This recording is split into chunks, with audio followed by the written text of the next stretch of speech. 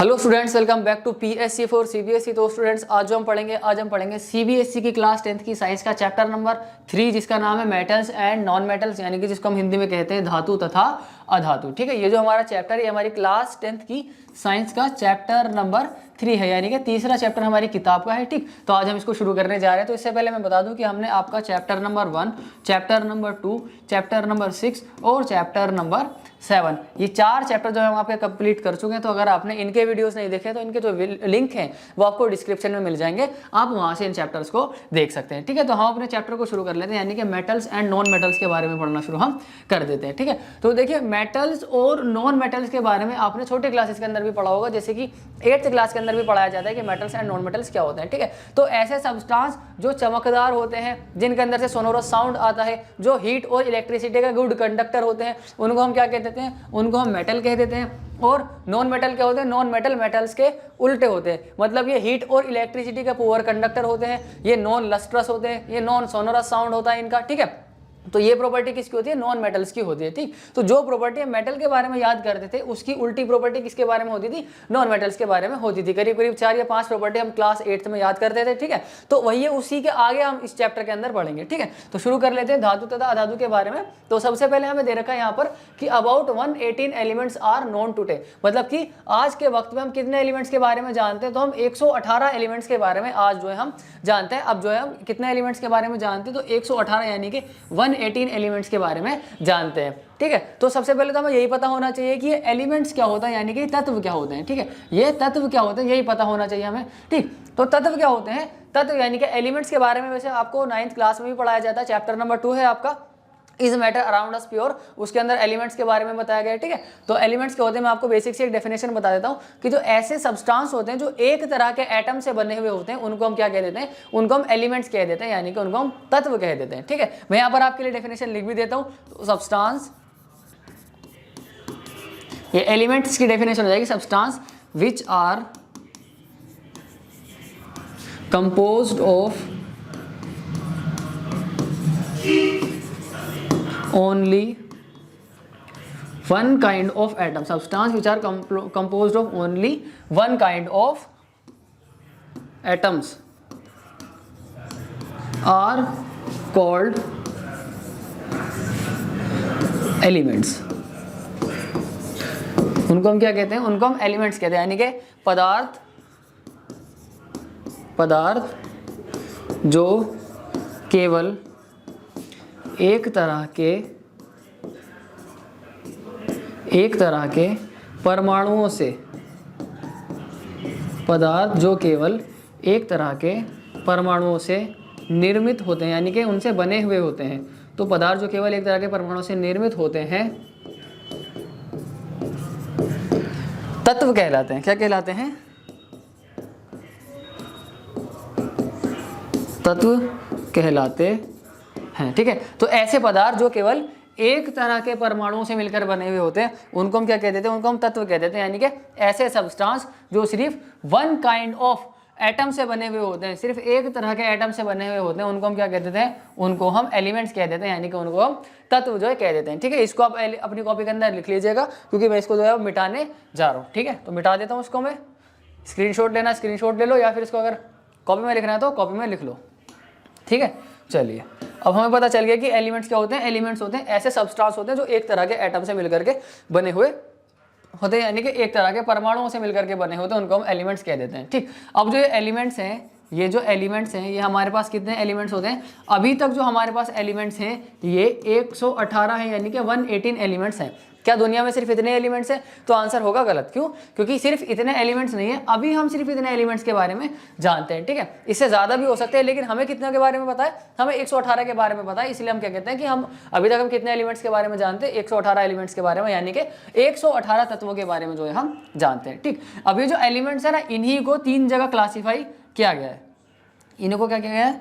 3 जगह जो है इन्हीं को जो क्लासीफाई किया गया, इन्हीं को 3 जगह बांट दिया गया, यानी कि मेटल में और नॉन मेटल में और मेटालॉइड में। किस किस में बांटा गया इनको? धातु में, अधातु में और उपधातु में। इनको इन 3 जगह बांट दिया गया है, ठीक है। तो हम जो चैप्टर पढ़ रहे हैं ना मेटल्स एंड नॉन मेटल्स के बारे में, तो जो मेटल और नॉन मेटल है ये इन्हीं एलिमेंट्स का क्लासिफिकेशन, यानी कि जो धातु और अधातु है इन्हीं तत्वों का एक बंटवारा है। तत्वों को बांट दिया है 3 जगह पे, कहाँ पे, धातु में, अधातु में और उपधातु में। तो जो हम जो पढ़ रहे हैं ना धातु और अधातु के बारे में, तो हम तत्वों का बंटवारा ही पढ़ रहे हैं, ठीक है। तो धातु क्या होते हैं, धातु होते हैं एलिमेंट्स, जैसे कि हमारे पास में होता है गोल्ड, ठीक है, सोडियम, पोटेशियम, कैल्शियम, आयरन, ठीक है, आयरन, कॉपर, सिल्वर, ठीक है। तो ये क्या है, ये ऐसे सब्सटेंस होते हैं, ये ऐसे एलिमेंट्स हैं जो कि क्या है, ये क्या है, ये मेटल्स है। किसके एग्जांपल्स हैं, ये मेटल्स के एग्जांपल है। किसके एग्जांपल हैं, ये मेटल्स के एग्जांपल है, ठीक है। वैसे हमारे पास में किसके एग्जांपल आ जाते हैं, नॉन मेटल्स के एग्जांपल आ जाते हैं। जैसे कि हमारे पास में नॉन मेटल के एग्जांपल है hydrogen, nitrogen, oxygen, sulphur, phosphorus, ठीक है, फ्लोरीन, क्लोरीन, आयोडीन, ये सब किसके एग्जांपल है, ये सब नॉन मेटल्स के एग्जांपल है, ठीक। वैसे हमारे पास में मेटालॉइड भी होते हैं। मेटालॉइड के बारे में ज़्यादा किताब के अंदर दे नहीं रखा, सिर्फ एक डेफिनेशन दे रखी है कि मेटालॉइड ऐसे सब्सटेंस होते हैं जो मेटल्स एंड नॉन मेटल्स से, मतलब मेटालॉइड्स ऐसे सब्सटेंस होते हैं जिनके अंदर मेटल्स और नॉन मेटल दोनों की प्रॉपर्टी होती है, उनको हम क्या कह देते हैं, उनको हम मेटालॉइड कहते हैं, यानी कि उपधातु उनको हम कह देते हैं। उपधातु क्या होते हैं, ऐसे पदार्थ होते हैं, ऐसे तत्व होते हैं जिनके अंदर धातु और अधातु दोनों के गुणधर्म होते हैं, उनको हम क्या कह देते हैं, उनको हम उपधातु कह देते हैं। उपधातु का एग्जाम्पल है जैसे कि गैलियम या फिर स्कैंडियम, और भी 6-7 के करीब हमारे पास में उपधातु होते हैं, इससे ज़्यादा उपधातु है नहीं, ठीक है। तो ज़्यादातर हमारे पास में क्या होता है, ज़्यादातर हमारे पास में मेटल्स है। हमारे जो पीरियोडिक टेबल है, आप अगर अपना चैप्टर नंबर 5 देखेंगे, क्लास 10th का chapter number 5 periodic classification of elements, तो उसके अंदर हमें पीरियोडिक टेबल दी हुई है, उसके अंदर ये सारे 118 एलिमेंट्स के बारे में दिया हुआ है, ठीक है। तो क्या है, उसके अंदर हम देखेंगे कि 90 से ज़्यादा क्या है, मेटल्स हैं। 90 नहीं है, 90 से ज़्यादा मेटल्स हैं और 22 के करीब क्या है, नॉन मेटल्स हैं। और जो कुछ बच जाते हैं जैसे कि 6-7, वो क्या है हमारे पास में, मेटालॉइड्स है। क्या है, मेटालॉइड्स है। दे रखा है कि there are more than 90 metals, मतलब 90 से ज़्यादा तो हमारे पास में मेटल हैं, 22 के करीब नॉन मेटल्स हैं और कुछ है फ्यू, कुछ क्या है हमारे पास में मेटालॉइड्स हैं, ठीक। यानी कि यहाँ पर 90 से ज़्यादा क्या है, धातु और 22 अधातु है, और कुछ जो बच जाती है 6-7 वो क्या है, उपधातु जो है, ठीक है। मेटल का एग्जाम्पल दे रखा है जैसे कि पोटेशियम है, मैग्नीशियम है, एल्यूमिनियम, कैल्शियम है, आयरन, बेरियम, ठीक है। ये सब किसके एग्जांपल है, ये सब एग्जांपल है मेटल्स के। वैसे ही नॉन मेटल के एग्जांपल क्या हो जाते हैं, ऑक्सीजन है, hydrogen, nitrogen, sulphur, phosphorus, fluorine, chlorine, bromine, iodine, ये सब किसके एग्जांपल है, ये सब हमारे नॉन मेटल के एग्जांपल्स हैं, ठीक है। तो चलिए आगे शुरू कर देते हैं। आगे इनकी प्रॉपर्टीज के बारे में दे रखा है, मेटल और नॉन मेटल की प्रॉपर्टी के बारे में दे रखा है, तो डिफरेंस के तौर पर पढ़ेंगे, ठीक है। इनके बीच का प्रॉपर्टी का डिफरेंस ही दे रखा है, तो इनकी डिफरेंस के तौर पर हम जो इनको पढ़ेंगे, ठीक। तो सबसे पहले दे रखा है कि मेटल्स क्या है, लस्ट्रस है। मेटल क्या है, मेटल्स आर लस्ट्रस, यानी कि धातु कैसे होते हैं, धातु चमकदार होते हैं। कैसे होते हैं, धातु चमकदार होते हैं, ठीक है। जबकि जो नॉन मेटल हैं, नॉन मेटल कैसे होते हैं, नॉन लस्ट्रस होते हैं, यानी कि धातुएं चमकदार नहीं होती, ठीक है। आयोडीन को छोड़ के, किसको छोड़ के, आयोडीन को छोड़ के, एक्सेप्ट आयोडीन लिखा हुआ है ना, तो आयोडीन को छोड़ के, मतलब आयोडीन क्या है, आयोडीन चमकदार होता है, आयोडीन लस्ट्रस होता है। लेकिन आयोडीन एक नॉन मेटल है, तो आयोडीन को छोड़ के सारे नॉन मेटल कैसे होते हैं, नॉन लस्ट्रस होते हैं, यानी कि चमकदार नहीं होते हैं, ठीक। वैसे हमारे पास में दे रखा है मेटल्स आर जनरली हार्ड, तो मेटल कैसे होते हैं, हार्ड होते हैं, except sodium and potassium, sodium और पोटेशियम को छोड़ के। वैसे जो नॉन मेटल होते हैं वो कैसे होते हैं, जनरली सॉफ्ट होते हैं, लेकिन डायमंड को छोड़ के, डायमंड सबसे ज्यादा हार्डेस्ट सब्सटेंस है, तो डायमंड को छोड़ के जितने भी नॉन मेटल है वो कैसे होते हैं, सॉफ्ट होते हैं। लेकिन मेटल कैसे होते हैं, हार्ड होते हैं। मेटल कैसे होते हैं, हार्ड होते हैं। यही यहाँ पर दे रखा है कि धातु सामान्यतः कैसे होते हैं, कठोर होते हैं, और जबकि अधातुएं कैसी होती हैं, नरम होते हैं, हीरे को छोड़ के, डायमंड को छोड़ करके, ठीक है। वैसे आगे दे रखा है मेटल्स आर मेलिएबल। मेटल कैसे होते हैं, मेलिएबल होते हैं, यानी कि इनको क्या करा जा सकता है, पीट पीट के पतली चादर में बदल देते हैं। तो मेटल कैसे होते हैं, मेलिएबल, यानी कि आधातवर्दी होते हैं। जबकि जो नॉन मेटल होते हैं वो नॉट मेलिएबल, यानी कि उनको पीट पीट के पतली चादरों में नहीं बदल सकते। जो अधातु होते हैं वो अधातवर्दी नहीं होते हैं, ठीक है। चलिए आगे दे रखा है मेटल्स आर डक्टाइल। मेटल कैसे होते हैं, डक्टाइल होते हैं, मतलब इनको खींच खींच के इनके लंबे तार बनाए जा सकते हैं। तो मेटल के अंदर ये प्रॉपर्टी होती है।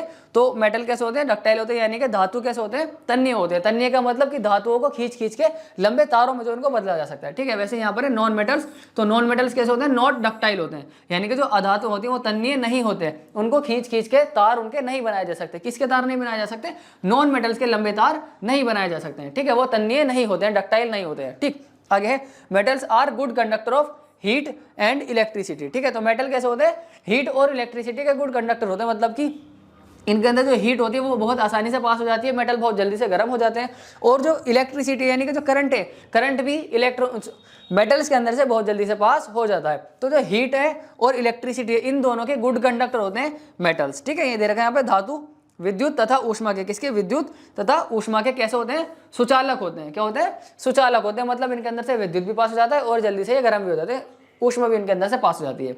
लेकिन जो नॉन मेटल्स होते हैं वो पुअर कंडक्टर होते हैं हीट के और इलेक्ट्रिसिटी के, एक्सेप्ट ग्रेफाइट। ग्रेफाइट एक ऐसा नॉन मेटल है जिसके अंदर क्या होता है, बहुत बड़े तरीके से करंट पास हो जाता है, लेकिन वो नॉन मेटल में आता है। तो ग्रेफाइट एक एक्सेप्शन है। तो ग्रेफाइट को छोड़ के जितने भी नॉन मेटल्स होते हैं वो सब के सब पुअर कंडक्टर होते हैं, मतलब कि उनके अंदर से हीट पास नहीं होती जल्दी से और ना ही उनके अंदर से करंट पास होता है। मतलब वो हीट और इलेक्ट्रिसिटी का क्या होते हैं, पुअर कंडक्टर होते हैं। कौन, अधातु विद्युत तथा ऊष्मा के कुचालक होते हैं, लेकिन किसको छोड़ के, ग्रेफाइट को छोड़ करके, ठीक है, ग्रेफाइट को छोड़ के। ग्रेफाइट एक ऐसा नॉन मेटल है जिसके अंदर से करंट पास हो जाता है और ये हीट भी जल्दी से हो जाता है, ठीक है। तो ये एक अधातु है, इसलिए इसको किस में डाला गया, एक्सेप्शन में डाला गया, अपवाद के अंदर इसको जो है डाला गया, ठीक है। तो जो भी प्रॉपर्टी हम पढ़ रहे हैं मेटल के बारे में, उसकी उल्टी प्रॉपर्टी किसकी बनती जा रही है, नॉन मेटल की प्रॉपर्टी बनती जा रही है। तो अगर आप मेटल की प्रॉपर्टी याद कर लेंगे तो आपको ऑटोमेटिकली किसकी प्रॉपर्टी याद हो जाएगी, आपको नॉन मेटल्स की जो है प्रॉपर्टी याद हो जाएगी, ठीक है। आगे हमारे पास अगली प्रॉपर्टी है, metals have high melting point.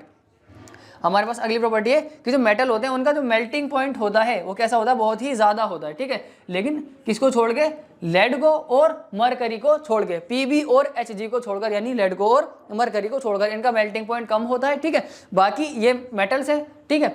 तो इन दोनों को छोड़ के जितने भी मेटल्स होते हैं उनका मेल्टिंग पॉइंट कैसा होता है, उनका मेल्टिंग पॉइंट हाई होता है, ठीक है। तो जो धातु होते हैं उनका गलनांक कैसा होता है, काफ़ी ज़्यादा अधिक होता है लेड और मरकरी को छोड़ के, ठीक है। तो जितने भी नॉन मेटल्स होते हैं उनका जो मेल्टिंग पॉइंट रहेगा वो कैसा रहेगा, लो रहेगा। क्यों, क्योंकि इनका मेल्टिंग पॉइंट हाई है। तो जो नॉन मेटल्स होते हैं उनका मेल्टिंग पॉइंट कैसा होता है, उनका मेल्टिंग पॉइंट लो होता है, ठीक है।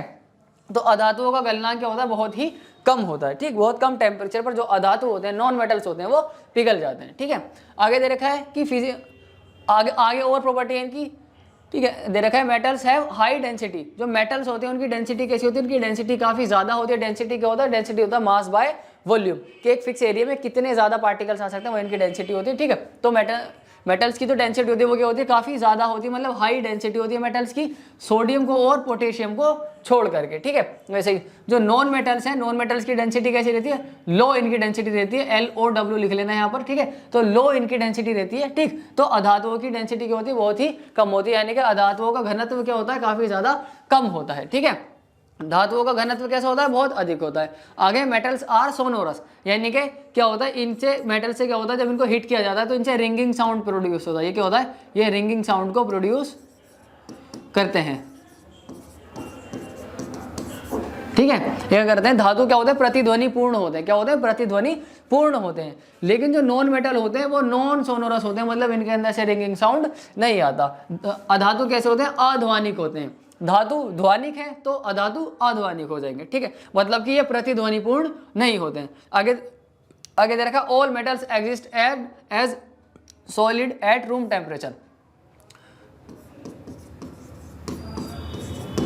ठीक है। तो जितने भी मेटल्स होते हैं वो कैसे, किस फॉर्म में होते हैं, वो सॉलिड फॉर्म में होते हैं। रूम टेम्परेचर पर कैसे होते हैं, वो सॉलिड फॉर्म में पाए जाते हैं। जितने भी धातु होते हैं वो कमरे के तापमान पर किस अवस्था में पाए जाते हैं, ठोस अवस्था में पाए जाते हैं। लेकिन जो नॉन मेटल्स होते हैं वो दो स्टेट में पाए जाते हैं, वो गैसियस स्टेट में और सॉलिड स्टेट में, ठीक है। या तो सॉलिड स्टेट में पाए जाएंगे या फिर वो गैसियस स्टेट में पाए जाते हैं, ठीक। तो अधातु जो होते हैं वो ठोस या गैस अवस्था में पाए जाते हैं। लेकिन जो मेटल है, मेटल सिर्फ सॉलिड स्टेट में पाए जाते हैं, ठोस अवस्था में पाए जाते हैं। लेकिन अधातु नॉन मेटल सॉलिड में या फिर गैस स्टेट में पाए जाते हैं, ठीक है। आगे दे रखा है, जो मेटल के ऑक्साइड होते हैं जिनको मेटल ऑक्साइड कहते हैं, वो बेसिक नेचर के होते हैं, जबकि जो नॉन मेटल के ऑक्साइड होते हैं वो कैसे होते हैं, एसिडिक नेचर के होते हैं, ठीक है। इसका एग्जाम्पल दे रखा है हमें, जैसे कि मेटल के एग्जाम्पल है, सोडियम है, पोटेशियम है, मैग्नीशियम है, एल्यूमिनियम है, कैल्शियम है और आयरन है, ठीक है। वैसे हमें नॉन मेटल के एग्जांपल दे रखे हैं, हाइड्रोजन है, कार्बन है, नाइट्रोजन है, ऑक्सीजन है, फ्लोरीन है, सल्फर है, फॉस्फोरस है, क्लोरीन है, ब्रोमीन है, आयोडीन है। ये सब किसके एग्जांपल है, ये सब नॉन मेटल्स के एग्जांपल है, ठीक। तो इनमें से ये अप्रोक्स आपकी 10 प्रॉपर्टी दोनों तरफ लिखी हुई है, तो कम से कम आपको इनकी 7 या फिर 8 प्रॉपर्टी तो याद होनी चाहिए, ठीक है। तो हो सकता है डिफरेंस पूछ लिया जाए तो कम से कम 7 या 8 प्रॉपर्टी आपको याद होनी चाहिए, जिसमें से कम से 5 तो आप लिख करके आ ही जाओगे, ठीक है। तो क्या है, इनकी प्रॉपर्टीज आपको याद कर लेने। प्रॉपर्टी याद भी कैसे करोगे, एक तरफ की प्रॉपर्टी याद कर लोगे तो दूसरी तरफ की प्रॉपर्टी अपने आप याद हो जाएगी। क्यों, क्योंकि अगर हम मेटल की प्रॉपर्टी याद कर लें तो जो नॉन मेटल होते हैं उनकी प्रॉपर्टी मेटल की प्रॉपर्टी से उल्टी होती है। तो एक चीज को याद कर लेंगे, दूसरा अपने आप याद हो जाएगा। क्यों, दूसरा उसका उल्टा है। ठीक है, चलिए आगे चलते हैं। तो बच्चों अब हम पढ़ते हैं मेटल्स की केमिकल प्रॉपर्टीज, यानी कि क्या पढ़ते हैं, केमिकल प्रॉपर्टीज ऑफ मेटल्स, यानी कि धातुओं के रासायनिक गुणधर्म जो है अब हम पढ़ेंगे। ठीक है, अभी हमने फिजिकल प्रॉपर्टीज के बारे में पढ़ा था, यानी भौतिक गुणधर्म के बारे में पढ़ा था। अब हम पढ़ेंगे रासायनिक गुणधर्मों के बारे में। ठीक, तो इसमें सबसे पहले आता है reaction of metals with air, यानी कि जो मेटल है वो एयर के साथ में, एयर के साथ में मतलब ऑक्सीजन के साथ में। तो जो मेटल है वो ऑक्सीजन के साथ में किस तरीके से रिएक्शन करते हैं वो अब हम जो है पढ़ेंगे। ठीक है, यहाँ पर दे रखा है reaction of metal with air, air मतलब ऑक्सीजन। ठीक है, तो धातुओं की वायु के साथ में अभिक्रिया, धातु की वायु के साथ में अभिक्रिया हो रही है, तो वायु के साथ में अभिक्रिया हो रही है, इसका मतलब किसके साथ में अभिक्रिया हो रही है, ऑक्सीजन के साथ में अभिक्रिया जो है हो रही है। ठीक, तो धातु ऑक्सीजन के साथ में यानी कि वायु के साथ में किस तरीके से अभिक्रिया करते हैं वहां पढ़ते हैं। ठीक, तो metals combine with oxygen to form metal oxide. Metal जब भी ऑक्सीजन के साथ में रिएक्शन करेगा तो क्या बनाएगा, वो मेटल ऑक्साइड बनाएगा, ये बात यहाँ पर लिखी हुई है। ठीक है, धातु में ऑक्सीजन के साथ अभिक्रिया करके क्या बनाते हैं, धातु ऑक्साइड बनाते हैं। ठीक, तो ये दे रखा है यहाँ पर कि जब मेटल ऑक्सीजन के साथ में रिएक्शन करता है तो क्या बनाता है, वो मेटल ऑक्साइड बनाता है, यानी कि जो धातु है जब वो ऑक्सीजन के साथ में अभिक्रिया करता है तो क्या बनाता है, वो धातु ऑक्साइड बनाता है। क्या बनाता है, वो धातु ऑक्साइड बनाता है। जैसे कि यहाँ पर दे रखा है कि जब कॉपर को हीट किया जाता है एयर के अंदर, when copper is heated in air, जब कॉपर को गर्म किया जाता है हवा में, एयर में हीट किया जाता है तो क्या होता है, इट कंबाइंस विद ऑक्सीजन, ये क्या होता है, ऑक्सीजन के साथ में रिएक्शन कर लेता है, ऑक्सीजन के साथ में जुड़ जाता है, टू फॉर्म कॉपर ऑक्साइड, और क्या बनाता है, कॉपर ऑक्साइड बनाता है। अब ब्लैक कलर ऑक्साइड, जो कि कैसा होता है, ब्लैक कलर का ऑक्साइड होता है। तो जब हम कॉपर को गर्म करते हैं तो कैसा हो जाता है, वो ब्लैक कलर का हो जाता है ना। तो वो ये कि वो क्या करता है, जब हम कॉपर को जलाते हैं तो वो ऑक्सीजन के साथ में कंबाइन कर जाता है, ऑक्सीजन के साथ में रिएक्शन कर लेता है और क्या बनाता है, कॉपर ऑक्साइड बनाता है। और वो कैसे कलर का होता है, वो ब्लैक कलर का होता है। कैसा होता है वो ब्लैक कलर का जो है वो होता है। ठीक है, दे रखा है यहाँ पर, जब कॉपर वायु की उपस्थिति में गर्म किया जाता है, जब कॉपर को हवा में गर्म किया जाता है तो क्या करते हैं, ऑक्सीजन के साथ मिलकर काले रंग का कॉपर ऑक्साइड बनाता है। क्या बनाता है, काले रंग का, ये काले रंग का कॉपर ऑक्साइड जो है बनाता है। यहाँ पर दे रखा है कि जब कॉपर को हम गर्म करेंगे ऑक्सीजन के साथ में क्या बनाएगा, वो कॉपर ऑक्साइड बनाएगा। और ये जो कॉपर ऑक्साइड होगा कैसे रंग का होगा, ये ब्लैक कलर का होगा, यानी कि काले रंग का ये होगा। ठीक है, वैसे ही जो एल्यूमिनियम है वो क्या बनाएगा, वो एल्यूमिनियम ऑक्साइड बनाएगा। तो जब एल्यूमिनियम ऑक्सीजन के साथ में रिएक्शन करेगा वो क्या बनाएगा, वो एल्यूमिनियम ऑक्साइड बनाएगा। ठीक है, वैसे जो मैग्नीशियम है, अगर मैग्नीशियम को हम बर्न करें, जलाएं एयर में, तो क्या होगा, वो ऑक्सीजन के साथ में रिएक्शन करेगा और क्या बनाएगा, मैग्नीशियम ऑक्साइड जो है बनाएगा। ठीक है, तो ये मेटल जब ऑक्सीजन के साथ में रिएक्शन करता है तो क्या बनाता है, वो मेटल ऑक्साइड बनाता है, यानी कि धातु ऑक्साइड बनाता है। ठीक है, मतलब मेटल के साथ में क्या होता है, ऑक्सीजन जुड़ जाता है, और जब मेटल के साथ में ऑक्सीजन जुड़ जाएगा वो क्या बन जाएगा, मेटल ऑक्साइड बन जाएगा, यानी कि धातु ऑक्साइड वो बन जाएगा। ठीक है, तो ये CuO 2Al2O3 MgO ये सब क्या है, ये सब धातु ऑक्साइड यानी कि मेटल ऑक्साइड है, कॉपर ऑक्साइड, एल्यूमिनियम ऑक्साइड या फिर मैग्नीशियम ऑक्साइड। ठीक है, यहाँ पर कुछ नंबर लिखे हुए जैसे कि 4Al3O2, तो ये करने आपको रिएक्शन इनके नंबर्स के साथ भी याद कर लेनी। ये जो रिएक्शन दी हुई है आपको बैलेंस रिएक्शन दी हुई है। ठीक है, अब रिएक्शन को बैलेंस कैसे करते हैं वो हमने आपको पहले चैप्टर में पढ़ाया था, तो अगर आपने वो नहीं देखा है तो उसका भी लिंक आपको डिस्क्रिप्शन में मिल जाएगा, आप वहां से भी सीख सकते हैं कि हम रिएक्शन को किस तरीके से बैलेंस कर सकते हैं। ठीक है, तो ये जो दी हुई है आपको बैलेंस रिएक्शन दी हुई है, आपको इसका एज इट इज लिख करके देखना है, प्रैक्टिस करते रहनी है। ठीक है, याद कर लेनी है आपको सारी रिएक्शन। ठीक, चलिए आगे चलते हैं। आगे हमारे पास में अब जो मेटल है ऑक्सीजन के साथ में रिएक्शन करता है, मेटल ऑक्साइड बनाता है। तो अलग अलग तरीके के मेटल होते हैं, एक जैसा तो मेटल नहीं, सोडियम है, पोटेशियम है, मैग्नीशियम है, अलग अलग तरह के मेटल्स होते हैं। ठीक, तो अलग अलग तरह के जो मेटल होते हैं वो ऑक्सीजन के साथ में अलग अलग तरीके से जो है रिएक्शन करते हैं। यहाँ पर दे रखा है कि different metal show different reactivity towards oxygen, अलग अलग मेटल अलग अलग तरीके से ऑक्सीजन के साथ में जो रिएक्शन करते हैं, यानी कि अभिक्रिया करते हैं। तो विभिन्न धातुएं ऑक्सीजन के साथ विभिन्न अभिक्रियाशीलता प्रदर्शित करते हैं, मतलब अलग अलग तरीके से वो अभिक्रिया करते हैं। ठीक है, जैसे कि बात करें अगर हम, जैसे कि पोटेशियम है और सोडियम है। ठीक है, ये क्या होते हैं, बहुत ही ज्यादा रिएक्टिव होते हैं, इसलिए इनको क्या होता है, खुले में नहीं रखा जाता, इनको क्या किया जाता है, केरोसिन ऑयल में रखा जाता है, यानी कि मिट्टी के तेल के अंदर जो इनको डुबो के रखा जाता है। क्यों, क्योंकि अगर इनको खुले में रख दिया जाता है तो क्या होता है, ये काफी आग पकड़ लेते हैं। ठीक है, बहुत ज्यादा रिएक्टिव होते हैं ना, इसलिए क्या करता है, इनको खुले में रखने पर आग पकड़ लेते हैं, इसीलिए क्या होता है, इनको जो केरोसिन ऑयल में डुबो करके रखा जाता है, यानी कि मिट्टी के तेल के अंदर इनको जो है डुबो करके रखा जाता है। ठीक, यहाँ पर दे रखा है कि metal such as potassium and sodium react so vigorously, बहुत तेजी के साथ में अभिक्रिया करते हैं, that they catch fire if kept in open, अगर इनको हम खुले में रख दो तो क्या होगा, ये बहुत जल्दी से आग पकड़ लेंगे। Hence they are kept immersed in kerosene oil, और इसीलिए हम इनको किस में रखते हैं, केरोसिन ऑयल के अंदर रखते हैं। तो यहाँ पर हमें क्या पता चलता है कि कुछ मेटल जो ऑक्सीजन के साथ में बहुत ही जल्दी से रिएक्शन कर लेते हैं और आग पकड़ लेते हैं। ठीक है, यहाँ पर दे रखा है कि जैसे कि पोटेशियम है और सोडियम है, ये क्या करते हैं ऑक्सीजन के साथ में बहुत जल्दी से रिएक्शन कर लेते हैं और क्या आग पकड़ लेते हैं। ठीक है, आग लग सकती है।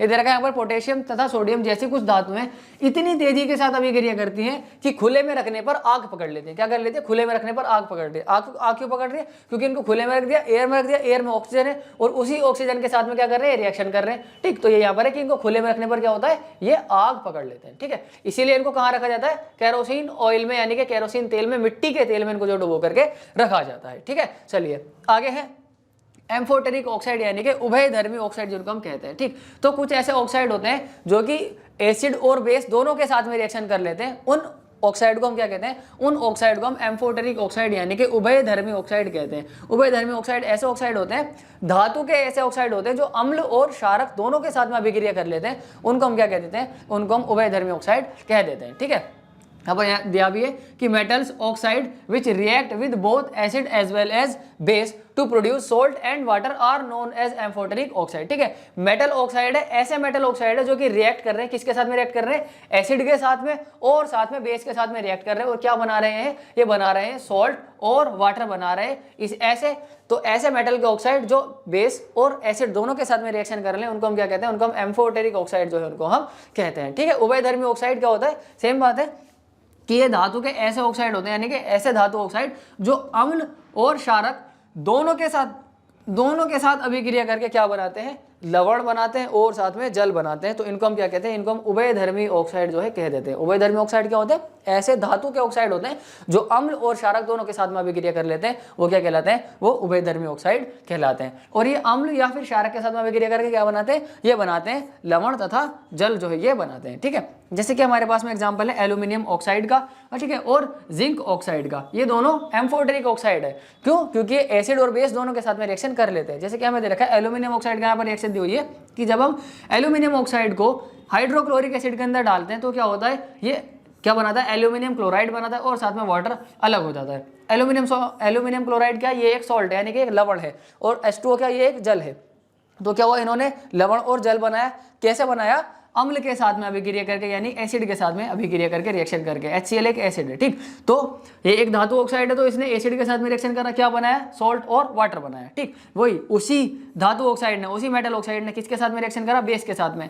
NaOH एक बेस है, क्या है? सोडियम हाइड्रोक्साइड एक क्षारक है, एक बेस है। ठीक, और ये इसके साथ में रिएक्शन कर रहा है और क्या बना रहा है? सोडियम एल्यूमिनेट बना रहा है और साथ में वाटर अलग हो रहा है। तो एक ही मेटल ऑक्साइड है, एक ही धातु ऑक्साइड है, दोनों के साथ में रिएक्शन कर रहा है, अम्ल के साथ में भी और क्षारक के साथ में भी, और क्या बना रहा है? सॉल्ट बना रहा है, यानी कि लवण बना रहा है और साथ में जल भी बना रहा है। तो ऐसे धातु ऑक्साइड, ऐसे मेटल ऑक्साइड जो दोनों के साथ में रिएक्शन कर लेते हैं, अम्ल के साथ में भी और क्षारक के साथ में भी, उनको हम क्या कह देते हैं? Metal oxide, sorry amphoteric oxide कह देते हैं, यानी कि उभयधर्मी ऑक्साइड जो उनको हम कह देते हैं। ठीक है, तो ये यहाँ पर दे रखा है, तो आपको दोनों हम याद कर लेना। पहला तो है एल्यूमिनियम ऑक्साइड, ठीक है, और दूसरा है हमारे पास में जिंक ऑक्साइड। ये दोनों किसके एग्जाम्पल है? ये दोनों एम्फोटेरिक ऑक्साइड के एग्जाम्पल है। एम्फोटेरिक ऑक्साइड क्या होते हैं? आपको अभी तक याद हो गया होगा। ठीक है, चलिए आगे चलते हैं। आगे दे रखा है most metal are insoluble in water. ज्यादातर जो मेटल ऑक्साइड होते हैं क्या होते हैं? ज्यादातर जो मेटल ऑक्साइड है, मोस्ट मेटल ऑक्साइड, वो कैसे होते हैं? वाटर के अंदर इनसोल्यूबल होते हैं, यानी कि पानी के अंदर घुलते नहीं है। ठीक है, लेकिन कुछ हैं जो कि पानी के अंदर घुल जाते हैं और क्या बनाते हैं? एल्कलीज बनाते हैं। क्या बनाते हैं? एल्कलीज बनाते हैं। मैं जब आपको प्रॉपर्टी पढ़ा रहा था उस टाइम पे हमने फिजिकल प्रॉपर्टी में एक चीज देखी थी कि जो मेटल ऑक्साइड है, क्या है? जो मेटल ऑक्साइड है वो क्या, कैसे नेचर के हैं? वो बेसिक नेचर के हैं। कैसे नेचर के हैं? वो बेसिक नेचर के हैं, यानी कि कैसे हैं? वो क्षारीय प्रकृति के हैं। वो क्षारीय प्रकृति के हैं। हम दूसरे चैप्टर के अंदर पढ़ के आ चुके हैं कि ऐसे बेस जो कि क्या हो? वाटर के अंदर डिसॉल्व हो जाए। क्या हो जाए? वाटर के अंदर डिसॉल्व हो जाए, तो उनको हम क्या कहते हैं? उनको हम एल्कली कहते हैं। क्या कहते हैं? उनको हम एल्कली कहते हैं। ठीक है, यानी कि वाटर सोल्यूबल बेस को हम क्या कहते हैं? एल्कली कहते हैं। मतलब कि ऐसे मेटल ऑक्साइड, बेस ही है ये भी, तो ऐसे मेटल ऑक्साइड जो कि किसके अंदर डिसॉल्व हो जाए? वाटर के अंदर डिसॉल्व हो जाए, वो क्या बनाएंगे? एल्कली बनाएंगे। ठीक है, तो यहाँ पर दिया गया है कि जो कुछ ज्यादातर जो मेटल ऑक्साइड होते हैं वो क्या होते हैं? वाटर के अंदर इनसोल्यूबल होते हैं, यानी कि पानी के अंदर घुलते नहीं है, लेकिन कुछ हैं जो कि घुल जाते हैं और क्या बनाते हैं? एल्कली बनाते हैं। क्या बनाते हैं? एल्कली बनाते हैं। ठीक, तो उम्मीद है इतना क्लियर हो गया होगा आपको। ठीक है, अगर फिर भी कोई डाउट रह जाता है तो कमेंट कर दीजिएगा, और अभी तक आपने सेशन को लाइक नहीं किया तो लाइक भी कर दीजिएगा। ठीक है, आगे देखा, but some of these dissolve in water to form alkalis. ज्यादातर मेटल के ऑक्साइड जो होते हैं वो पानी के अंदर नहीं घुलते, लेकिन जो घुल जाते हैं, कुछ हैं जो घुल जाते हैं, वो क्या बनाते हैं, वो एल्कलीज बनाते हैं। एल्कली क्या होते हैं, ये ऐसे बेस होते हैं जो कि पानी के अंदर घुल जाते हैं। वाटर सोल्यूबल बेस को हम क्या कह देते हैं, एल्कली कह देते हैं। ठीक, तो जो अधिकांश धातु है, अधिकांश धातु ऑक्साइड है वो जल में अघुलनशील है, मतलब घुलते नहीं है पानी के अंदर।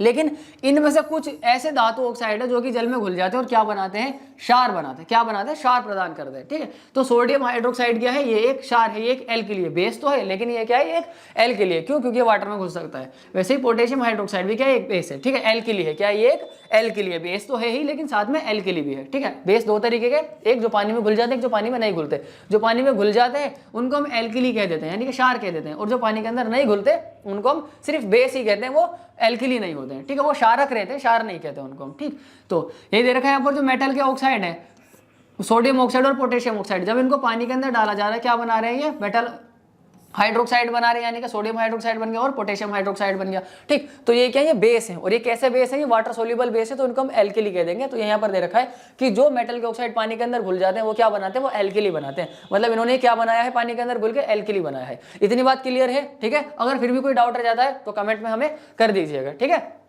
चलिए आगे चलते हैं। आगे देखा है reaction of metal with the water. अब हम किसके साथ में पढ़ेंगे, अब हम रिएक्शन पढ़ेंगे मेटल की वाटर के साथ में। हमने पढ़ लिया किसके साथ में, मेटल रिएक्शन पढ़ी है अभी तक, एयर के साथ में जो है मेटल की रिएक्शन पढ़ी है। अब हम पढ़ेंगे मेटल की वाटर के साथ में रिएक्शन। ठीक, तो दे रखा है metals react with water and produce metal oxide and hydrogen gas. तो जब मेटल को वाटर के अंदर डाला जाता है, धातु को पानी के अंदर डाला जाता है, तो वो क्या बनाते हैं, वो मेटल ऑक्साइड बनाते हैं। क्या बनाते हैं, मेटल ऑक्साइड बनाते हैं और साथ में हाइड्रोजन गैस को रिलीज जो है करते हैं। ठीक है, धातुएं जल के साथ अभिक्रिया करके धातु ऑक्साइड तथा हाइड्रोजन गैस बनाते हैं। क्या बनाते हैं, जब धातुओं को जल में डाला जाता है तो जल के साथ में अभिक्रिया करते हैं, पानी के साथ में रिएक्शन करते हैं और क्या बनाते हैं, वो धातु के ऑक्साइड बनाते हैं, यानी धातु ऑक्साइड बनाते हैं और साथ में हाइड्रोजन गैस को अपने अंदर से रिलीज करते हैं। ठीक है, ये दे रखा है जब धातु को, मेटल को पानी के अंदर, जल के अंदर, वाटर के अंदर डाला जाता है, वो क्या बनाते हैं, मेटल ऑक्साइड बनाते हैं, धातु ऑक्साइड बनाते हैं और साथ में हाइड्रोजन गैस रिलीज करते हैं, अपने अंदर से निष्कासित करते हैं। ठीक है, लिबरेट करते हैं। आगे दे रखा है metal oxide that are soluble in water dissolve in it to further form metal hydroxide. और यही मेटल ऑक्साइड अगर पानी के अंदर घुल सकते हैं, अभी पीछे देखा था ज्यादातर मेटल ऑक्साइड पानी के अंदर नहीं घुलते हैं, लेकिन अगर कुछ है जो पानी के अंदर घुल जाते हैं, तो हमें वो वाला मेटल ऑक्साइड मिल गया जो पानी के अंदर घुल सकता है, तो पानी के अंदर घुलेगा और क्या बनाएगा, वो बनाएगा मेटल हाइड्रोक्साइड। क्या बनाएगा, मेटल हाइड्रोक्साइड बनाएगा। इन दोनों में डिफरेंस क्या है, ठीक है, तो देखो कि अगर मेटल के साथ में क्या लगा हुआ हो, मेटल के साथ में अगर ऑक्सीजन लगा हुआ है, ठीक है, मान लो ये क्या है, ये एक मेटल है और अगर इसके साथ में ऑक्सीजन आकर के लग गया तो ये क्या हो जाएगा, ये मेटल ऑक्साइड हो जाएगा। ये क्या हो जाएगा, ये मेटल ऑक्साइड हो जाएगा। लेकिन अगर ये मेटल है, इसके साथ में OH आकर के लग गया तो ये क्या बन जाएगा, ये मेटल हाइड्रोक्साइड बन जाएगा। ये क्या बन जाएगा, ये मेटल हाइड्रोक्साइड बन जाएगा। ठीक है, समझ में आ रहा है, इतना क्लियर है कि अगर मेटल के साथ में, धातु के साथ में ऑक्सीजन लग जाएगा तो वो धातु ऑक्साइड बन जाएगा, यानी कि मेटल ऑक्साइड बन जाएगा।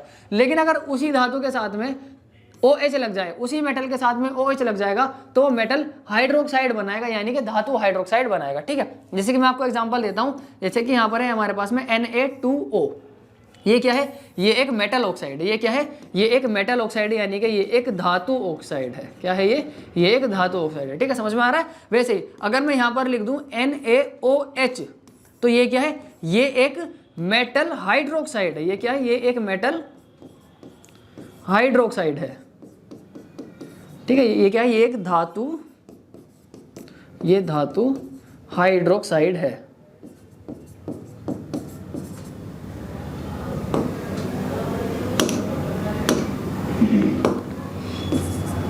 ये क्या है, ये एक धातु हाइड्रोक्साइड और ये क्या है, धातु ऑक्साइड है। ठीक है, तो ये दे रखा है यहाँ पर, अगर मेटल के साथ में ऑक्सीजन लगेगा मेटल ऑक्साइड होगा, धातु ऑक्साइड। तो यहाँ पर मेटल है, सोडियम एक मेटल है, तो मेटल के साथ में ऑक्सीजन लग गया तो ये क्या बन गया, मेटल ऑक्साइड बन गया, यानी कि धातु ऑक्साइड बन गया। वैसे अगर इसके साथ में OH लगा हुआ है, क्या लगा हुआ है, OH लगा हुआ है, तो ये क्या बन जाएगा, ये हाइड्रोक्साइड बन जाएगा, यानी कि हिंदी में भी हाइड्रोक्साइड ही कहते हैं। तो ये क्या बन जाएगा, हाइड्रोक्साइड बन जाएगा। साथ में मेटल है तो मेटल हाइड्रोक्साइड बन जाएगा, यानी कि धातु हाइड्रोक्साइड बन जाएगा। तो ये बात यहाँ पर आगे कही है कि जब हम मेटल को किसके अंदर डाल देंगे, जब हम मेटल को वाटर के अंदर डाल देंगे, यानी H2O के अंदर डाल देंगे, तो वो क्या देंगे हमें, मेटल ऑक्साइड यानी कि धातु ऑक्साइड देंगे और साथ में हाइड्रोजन गैस अलग हो जाएगा। अब ये जो हमें मेटल ऑक्साइड मिला है, धातु ऑक्साइड मिला है, ये जो हमें मेटल ऑक्साइड मिला, धातु ऑक्साइड मिला है, ये अगर कैसा है, वाटर में घुलने वाला है, वाटर सोल्यूबल है, पानी में घुल सकता है, तो ये क्या करेगा, पानी में घुल के वाटर में डिसॉल्व होकर क्या बनाएगा, मेटल हाइड्रोक्साइड देगा। क्या देगा हमें, मेटल हाइड्रोक्साइड देगा। ये बात यहाँ पर कही गई है, ठीक है। चलो समझ में आ गया होगा, इतना नहीं समझ में आया तो कमेंट कर देना, ठीक है। तो जो धातु ऑक्साइड में जो धातु ऑक्साइड जल में घुलनशील है, यानी कि पानी के अंदर घुल जाती है, कौन, धातु ऑक्साइड, धातु ऑक्साइड, जो धातु ऑक्साइड जल में घुलनशील है, मतलब जो धातु ऑक्साइड पानी में घुल सकती है, जल में घुलकर धातु हाइड्रोक्साइड बनाती है। क्या बनाती है, जल में धातु हाइड्रोक्साइड बनाती है। धातु को जल में डालेंगे वो धातु ऑक्साइड बनाएगा, लेकिन धातु ऑक्साइड को जल में डालेंगे तो वो क्या बनाएगा, वो धातु हाइड्रोक्साइड बनाएगा। यहाँ पर बताई गई, ठीक है। तो मेटल ऑक्साइड को जब हम वाटर के अंदर डालेंगे वो क्या देगा हमें, मेटल हाइड्रोक्साइड देगा, यानी कि धातु हाइड्रोक्साइड जो है देगा। जैसे कि पोटेशियम है, सोडियम है, ये react violently with cold water. ये क्या होते हैं, कुछ मेटल हैं जैसे कि हमारे पास में पोटेशियम और सोडियम, ये क्या होते हैं, ठंडे पानी के साथ में रिएक्शन करते हैं, कोल्ड वाटर के साथ में रिएक्शन करते हैं, ठीक है। तो यहीं पे दे रखा है कि पोटेशियम तथा सोडियम जैसी धातुएं ठंडे जल के साथ अभिक्रिया करती हैं, और वो भी बहुत तेजी के साथ में अभिक्रिया करती हैं, ठीक है। तो ये यहाँ पर हमने क्या डाला, पोटेशियम को पानी के अंदर डाल दिया, उन्होंने हमें क्या दे दिया, पोटेशियम हाइड्रोक्साइड दे दिया, ठीक। अब आप कह रहे हो कि यहाँ तो पोटेशियम ऑक्साइड मिलना चाहिए था, हमें तो पोटेशियम हाइड्रोक्साइड मिल रहा है, लेकिन पोटेशियम ऑक्साइड भी क्या है, वाटर सोल्यूबल मेटल ऑक्साइड है, इसलिए वो क्या होता है, उसी के अंदर घुल गई, क्या दे देता हमें, मेटल हाइड्रोक्साइड दे देता है उसी के अंदर ही। तो हमें जो एंड प्रोडक्ट मिलता है ना लास्ट में, वो हमें पोटेशियम हाइड्रोक्साइड मिलता है, मेटल हाइड्रोक्साइड मिल रहा है, ठीक है। वही तो यहाँ पे पढ़ा था हमने कि मेटल अगर पानी में घुलेगा तो मेटल ऑक्साइड देगा, लेकिन अगर मेटल ऑक्साइड पानी में घुल सकता है तो हमें क्या देगा, वो हाइड्रोक्साइड देगा। तो पोटेशियम ऑक्साइड एक ऐसा मेटल ऑक्साइड है जो कि पानी के अंदर घुल सकता है, तो वो हमें मेटल हाइड्रोक्साइड दे रहा है, ठीक है। तो ये कि जब हम पोटेशियम को वाटर के अंदर डाल देते हैं तो वो क्या हो जाता है, मेटल हाइड्रोक्साइड हमको दे देता है, साथ में हाइड्रोजन गैस अलग हो जाती है और काफी ज्यादा हीट एनर्जी जो है निकलती है, ठीक है, हीट जो है लिबरेट होती है काफी ज्यादा।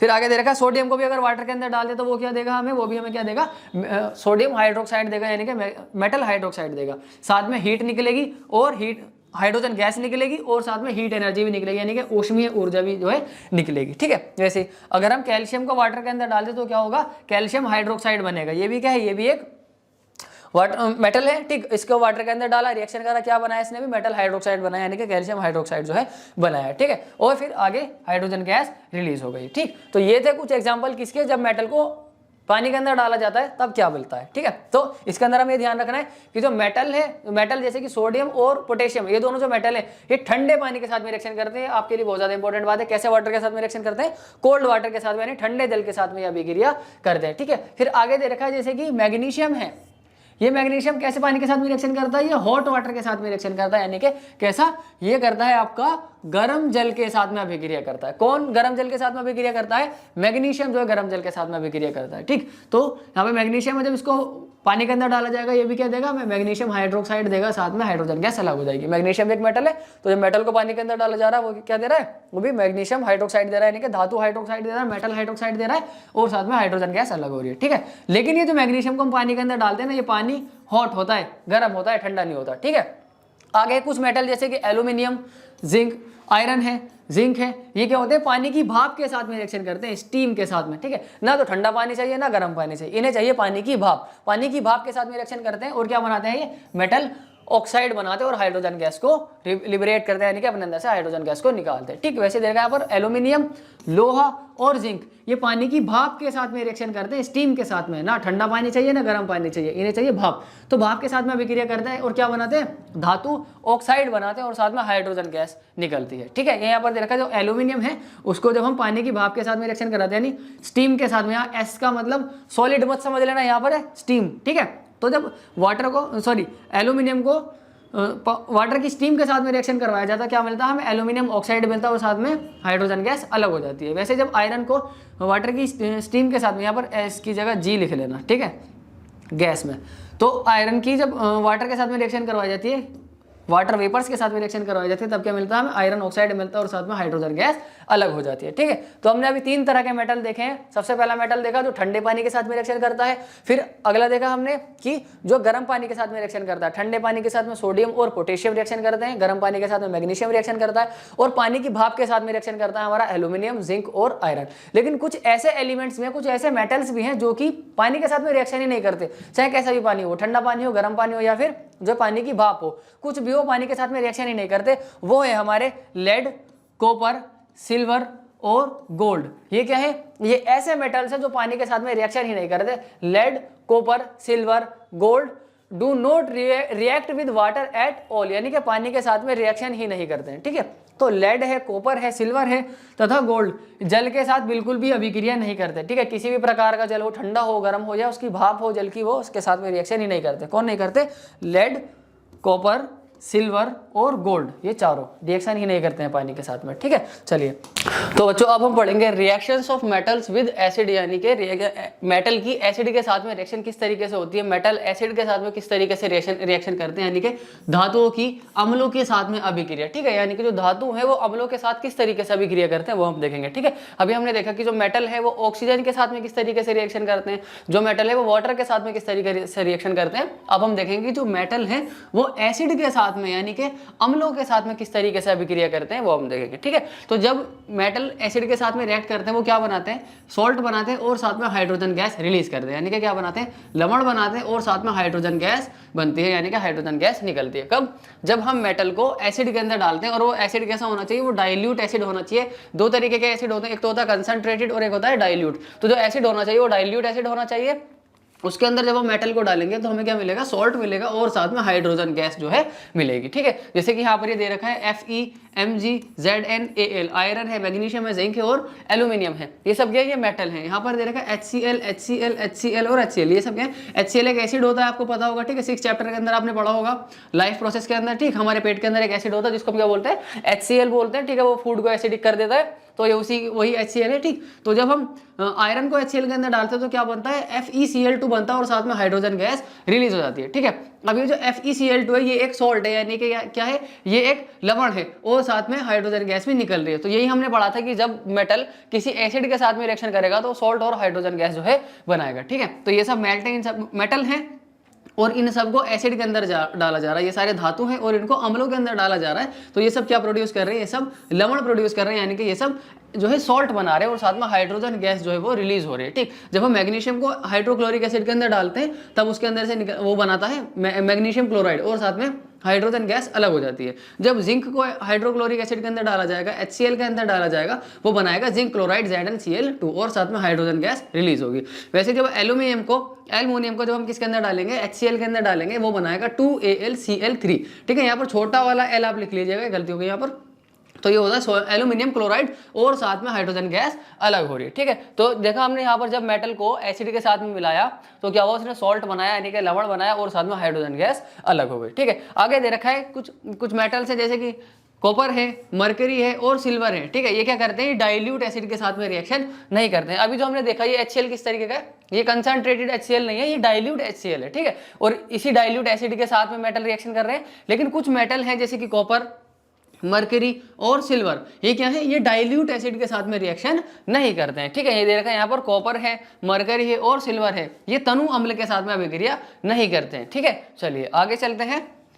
तो अब हम पढ़ेंगे reaction of metals with solution of other metal salts, यानी कि धातुओं की अन्य धातु लवणों के विलयन के साथ में अभिक्रिया। मतलब जो धातु है, जो मेटल है, वो दूसरे मेटल के सॉल्यूशन के साथ दूसरे धातु के लवणों के साथ में किस तरीके से जो है अभिक्रिया करते हैं, किस तरीके से रिएक्शन करते हैं वो हम देखेंगे। ठीक है, तो इसके अंदर क्या होता है, इसके अंदर रिएक्टिविटी का हिसाब आ जाता है कि आपने फर्स्ट चैप्टर के अंदर भी पढ़ा होगा कि रिएक्टिव मेटल्स होते हैं। डिस्प्लेसमेंट रिएक्शन आपको याद है, डिस्प्लेसमेंट रिएक्शन हमने पढ़ी थी फर्स्ट चैप्टर के अंदर कि 4 तरीके की रिएक्शन है। उनके अंदर एक हमने पढ़ी थी डिस्प्लेसमेंट रिएक्शन, यानी कि एक हमने पढ़ी थी विस्थापन अभिक्रिया।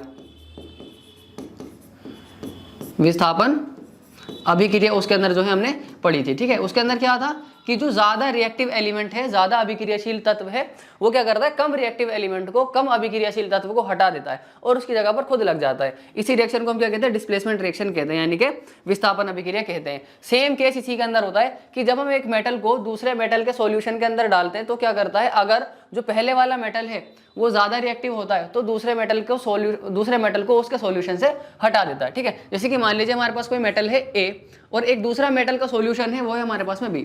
एक हमारे पास में मेटल है और एक हमारे पास सॉल्ट सॉल्यूशन है मेटल का। ठीक, जो मेटल है वो A है और जो सॉल्ट सॉल्यूशन है उसके अंदर मेटल B है। तो क्या करेगा, ये A ज्यादा रिएक्टिव होगा B से, तो क्या करेगा, A जो है B को हटा देगा और उसके सॉल्ट सॉल्यूशन के साथ में खुद लग जाएगा और जो मेटल B होगा वो हट जाएगा। ठीक है, उम्मीद करते हुए समझ में आ गया होगा, नहीं समझ में आया तो कमेंट कर दीजिएगा, हम दोबारा से इसको जो है बता दूंगा। ठीक है, चलिए दे रखा है यहाँ पर कोई धातु A है और एक है B, धातु B का लवण विलयन है। ठीक, एक तो हमारे पास में सिर्फ धातु है A, ठीक, और दूसरा धातु है बी, उसका हमारे पास में विलयन है, क्या है, सॉल्यूशन है उसका, विलयन है। ठीक, तो ये क्या करेगा, जो धातु ए है ना वो ज्यादा अभिक्रियाशील है और जो धातु बी है वो कम अभिक्रियाशील है, तो जो धातु ए है ना वो इसको हटा देगा। क्यों? क्योंकि ये ज्यादा अभिक्रियाशील है, कम अभिक्रियाशील है, तो इसलिए ए बी को हटा देगा। तो यहाँ पर ये का, यहाँ पर ये हमारे पास में विलयन किसका था, बी का था, लेकिन ए ज्यादा रिएक्टिव है, ए ज्यादा अभिक्रियाशील है, तो ए क्या कर देगा, बी को हटा देगा और उसकी जगह पर खुद लग जाएगा। तो हमारे पास में क्या मिल जाता है रिएक्शन के बाद में, ए का लवण विलयन मिल जाता है और साथ में धातु बी जो है वो अलग हो जाता है। ठीक है, तो यहाँ पर भी देखा जाए तो एक तरीके से डिस्प्लेसमेंट रिएक्शन ही जो है हो रही है। इसके अंदर क्या हो रहा है कि ज्यादा रिएक्टिव एलिमेंट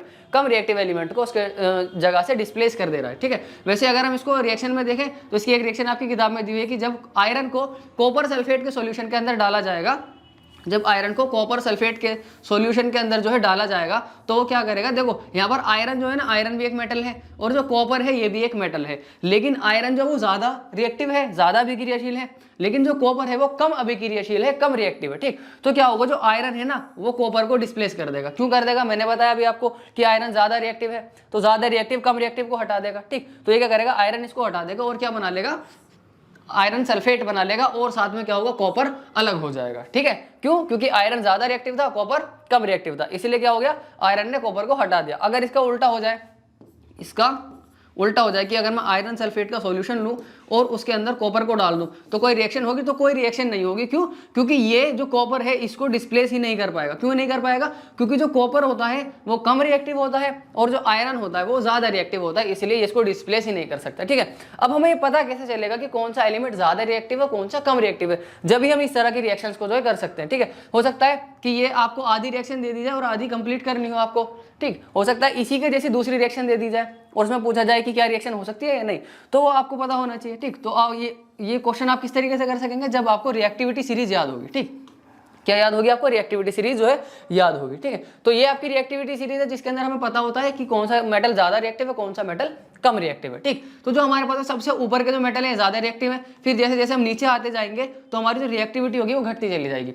मतलब सबसे ऊपर है पोटेशियम और सबसे नीचे है गोल्ड। इसका मतलब क्या है कि जैसे हम ऊपर से नीचे आएंगे तो रिएक्टिविटी घटती चली जाएगी। इसका मतलब क्या है कि कॉपर सॉरी जो पोटेशियम होगा, पोटेशियम सबसे ज्यादा रिएक्टिव होगा और जो गोल्ड होगा वो सबसे कम रिएक्टिव होगा। ठीक है, तो यही होता है कि जैसे जैसे हम ऊपर से नीचे आते चले जाएंगे रिएक्टिविटी घटती चली जाएगी। तो सबसे ज्यादा रिएक्टिव होगा कौन, पोटेशियम, फिर उससे कम होगा सोडियम, फिर उससे कम होगा कैल्शियम, फिर उससे कम मैग्नीशियम, फिर aluminium, zinc, iron, lead, hydrogen, copper, mercury, silver और गोल्ड। ठीक है, तो ये क्या होते हैं, ये रिएक्टिविटी सीरीज, ये आपको याद करनी है। ठीक है, जैसे कि हमने अभी पीछे वाली रिएक्शन के अंदर देखा था, पीछे वाली रिएक्शन के अंदर हमने देखा कि जो आयरन था उसने कॉपर को डिस्प्लेस कर दिया। ठीक है, इसका मतलब है कि आयरन ज्यादा रिएक्टिव है, कॉपर कम रिएक्टिव है। इसका मतलब यह है कि आयरन ऊपर आना चाहिए, कॉपर नीचे आना चाहिए। तो आयरन को देख लेते हैं, आयरन हमारे पास में यहाँ पर है और कॉपर हमारे पास में यहाँ पर है।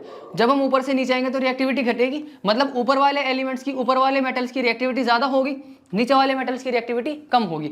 आयरन ऊपर है तो इसकी रिएक्टिविटी ज्यादा होगी, कॉपर नीचे है तो इसकी रिएक्टिविटी कम होगी। इसका मतलब आयरन ज्यादा रिएक्टिव है, कॉपर कम रिएक्टिव है, तो आयरन क्या करेगा, कॉपर को हटा देगा। जो आयरन होगा वो कॉपर को क्या कर देगा, विस्थापित कर देगा। क्यों कर देगा? क्योंकि ये ज्यादा अभिक्रियाशील है और ये कम अभिक्रियाशील है। ठीक है, समझ में आ गया? ठीक है, अगर समझ में आ गया तो वीडियो को लाइक करने, अभी तक लाइक नहीं किया तो ठीक है, चलिए फिर आगे चलते हैं। नहीं समझ में आया तो कमेंट कर दीजिएगा। आगे दे रखा है रिएक्टिविटी सीरीज। ठीक, हमने रिएक्शन पढ़ लिया कि जो मेटल है वो दूसरे मेटल के सॉल्यूशन के साथ में किस तरीके से रिएक्शन करता है। ठीक है, चलिए फिर आगे हमारे पास में दे रखा है, आगे हमें दिया हुआ रिएक्टिविटी सीरीज, यही सक्रियता श्रेणी जो है ना अभी आपको पता है। ठीक है, रिएक्टिविटी सीरीज इसको हिंदी में कहते हैं, इंग्लिश में कहते हैं, हिंदी में इसको सक्रियता श्रेणी जो है कहते हैं। ठीक है, तो ये हम इसके अगली वीडियो के अंदर पढ़ेंगे। आज की वीडियो में हम सिर्फ इतना ही रखते हैं, मिलेंगे आपसे नई वीडियो में नए टॉपिक के साथ में। ठीक है, तब तक के लिए अगर आप चैनल पर नए हैं तो चैनल को सब्सक्राइब कीजिए, वीडियो को लाइक कीजिए, कमेंट करके बताइए आपको वीडियो कैसा लगा, और अगर चैनल को आपने अपने दोस्तों के साथ में शेयर नहीं किया है तो चैनल को दोस्तों के साथ में जरूर शेयर कीजिए।